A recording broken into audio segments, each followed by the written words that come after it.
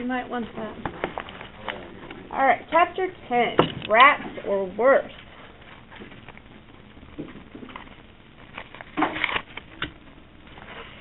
One thing that happened over the summer, I grew even more. So who's telling the story again? Max, right. He's the one that's been growing and getting so big and all that. Grim takes a look at me one day and he goes, "All that walking you do, it must be stretching out your legs. And carrying poor Kevin around, that seems to be putting real muscle on you."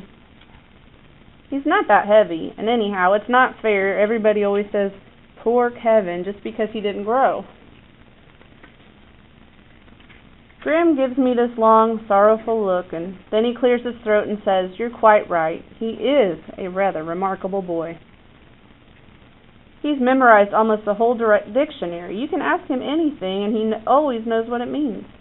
"You don't say," Grim says, and he has this smug look like maybe Freak is lying, and a total goon like me would never get it. And I want to tell him he's wrong about Freak and the dictionary. But instead I just shut my face and go down under. What was down under again? His bedroom, right. Grim, he's okay sometimes, like when Tony D chased us into the pond. But most of the time he thinks he knows everything, which he doesn't. And if you don't believe me, look under Grim in the dictionary. It sure doesn't say a smart grown-up. No way. I kind of liked when I read that, you know why? Because it kind of showed me that Max is starting to look in the dictionary himself now, too. So I think Freak is rubbing off on him a little bit. So I'm hanging out down under, listening to some of my thrash tapes on the fake Walkman I got last Christmas, when Freak pops up on the side of my bed. Because of the headphones and the volume being pumped up to mega decibel, I never hear him come in, and he's suddenly there, like, whoa. And I'll bet I jumped about a foot. Freak rolls his eyes and goes, "Ah, music, it calms the savage beast." "How'd you get here?" "Would you believe teleportation?" "No." "Then I came down through the bulkhead door like I always. And like always, I have a quest in mind." Right away I go, "My feet hurt." "We don't have to leave the neighborhood." "Cool. What kind of quest is this?" Freak grins. "A treasure hunt. Except we don't really have to hunt because I already know where the treasure is." "Where?" "Underground," he says. "Specifically in the sewer." "Yeah, right," I say, and sit back down on the bed. Freak is looking at me sideways, and I can tell he's not telling me everything, which he almost never does, not all at once. "Truth," he says. "The treasure is hidden in a storm drain. This has been confirmed by visual observation." "Treasure in a storm drain? You mean like gold and diamonds kind of stuff?" "Possibly," he says, acting mysterious. Anything is possible. "The deal is we have to wait until night, so no one can see us messing with the storm drain." "Not just night," Freak says. "We need to do it at exactly 3 in the morning. Ottoman darkness occurs at 0300 hours, he says, looking at the new watch his mom gave him, the kind that tells you what time it is in Tokyo, just in case you're wondering. "We must dress in black and cover our faces with soot." For the next couple hours we try to find soot, but it turns out you need a fireplace for soot, or at least a chimney, so Freak finally decides that my idea about using regular dirt will have to do. "I've got black dungarees," I say, "but no black shirts. Can I just wear a dirty shirt?" Freak makes a face. What a disgusting idea. "Don't worry about that shirt. I'll get you one. Can you manage black socks?" You ever notice how long it takes for things to happen when you know they're supposed to happen?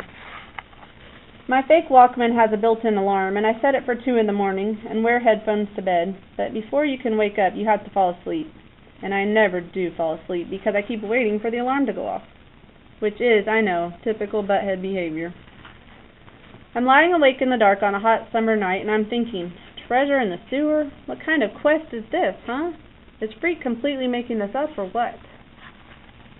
Meanwhile, there's this cricket making this creaky cricket noise that normally is okay, except when you're trying to fall asleep, and then it's not okay, and you want a big can of Raid. Send it over Send it to Disney World or Insect Heaven or wherever it is that dead crickets go. Question, how come Freak knows about this stuff in the storm drain? Question, how come we have to put dirt on our faces? Question, how come 3 in the morning? Question, how long do crickets live? Have you guys ever had a cricket in your house at night and you don't notice it till night, right? And then it's like impossible to find and you try to catch it and it jumps or whatever. Yeah, you've had that experience. So you can see why the cricket came back to his mind, right? Finally, I give up on the first 3 and I work on the cricket problem, but the little critter is pretty clever. It stops cricketing whenever I get too close, and I never do find it and squash it with my shoe, which I swear I'm about ready to do, even if crickets are supposed to be harmless. And then, after almost forever, it gets to be 2:30, and I figure that's close enough. I'll go up and wait under Freak's window like I promised. There's no moon, the sky is dark and empty, and the backyards are so lonesome it feels creepy and exciting. The truth is, I've never been out alone at this time of night. I only fall down a couple times, which isn't bad considering how hard it is to see. When I get to Freak's bedroom window, he's waiting for me. You sound like a car wreck, he says. What do you think he means by that? You sound like a car wreck. Loud, yeah. Here, you better put on this shirt so you don't glow in the dark. Out of the window, he hands me this silly-feeling shirt. Hey, wait a minute. Is this your mom's blouse? This is your mom's blouse. It's black, he says. That's what counts, the camouflage factor. Forget it, I say, and I give him back the Fair Gwen's blouse. Freak sighs. Okay, he says, roll around on the ground and darken yourself. That's easy, and better than wearing some dumb blouse. What about you, I ask, when I'm covered with dirt enough so I want to sneeze. Freak goes, beware of the Force, Earthling, and he stands up in the window, and I can see he's got on a Darth Vader costume on, except he's not wearing the mask part. He opens the window all the way, and I lift him out and put him on my shoulders. He goes, pledge to me your fealty, and I say, huh? And he says, never mind, there's no time to look up fealty. Just promise you'll do what I say. I promise. Go to the end of the block, he orders. Attempt to conceal us in the shadows. That's easy, because the street is one big shadow. It's so dark I can hardly see my feet, or maybe I got some dirt in my eyes. But the point is, no one sees us, because there's no one to see us. You'd never know anybody lived here, let alone a whole block full of people. It's like we're on an empty planet or something. Was the real Darth Vader as tall as this? Freak asked, from where he's riding high up on my shoulders. I thought it was just a movie. You know what I mean. What's that? That is a cat that runs out from under my feet, so out of nowhere, sudden that it breaks, that my heart goes wham. Was it a black cat? Freak wants to know. Too dark to tell, I say. Are we almost there? Finally, I figure out it's hard to see because the Darth Vader cape is hanging in my eyes, but then we're at the end of the block and the storm drain is right there by the curb. See if you can pull it open, Freak says. He's standing with his arms folded and the expression on his face. Well, he really does look like a pint-sized Darth Vader. I hook my hands in the storm grate and give it a heave, but nothing happens. I can't budge it. Try again, he says with his arms folded, like he's a lord of the universe. I try again, and it's not the grate. It's like the grate is superglued or something. No way can I pull it up. Freak is tugging at my leg, and he goes, Option 2 is now in effect. He reaches inside his little cape. Out comes a flashlight, one of those small kinds that looks like sort of like a cigarette lighter, and also a spool of kite string. I devised a special retrieval device, Freak says. Looks like a bent paperclip on a string, I say, and Freak tells me to shut up and follow orders. You hold the string, he says, and then he gets down on his knees and shines the little flashlight through the grate. Can you see it, he asks.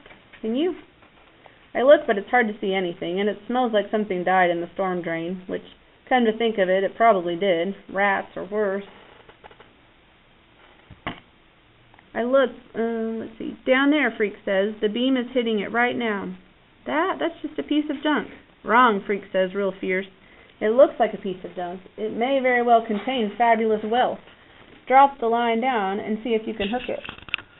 I'm thinking, boy,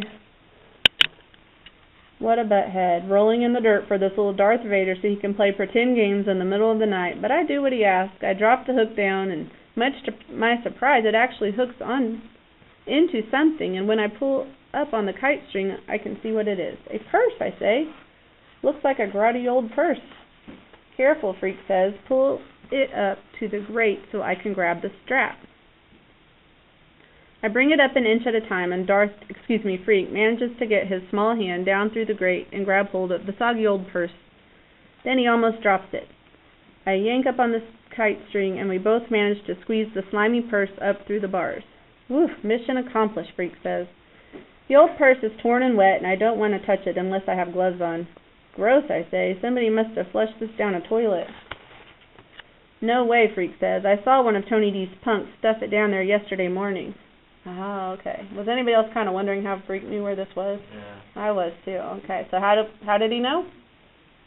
I know you don't have that out right now. Put that away. How did he know, Shelton? Tony D. So he saw it. He saw Tony D's punks put it down there. No doubt, Freak says, and he opens the clasp and points his little light inside the purse. By now, I know there isn't going to be any treasure, but this is still pretty cool. Recovering stuff that Blade's gang ripped off from some little old lady or wherever. A wallet, Freak says, and he opens this cheap-looking wallet, the kind that's made to hold credit cards.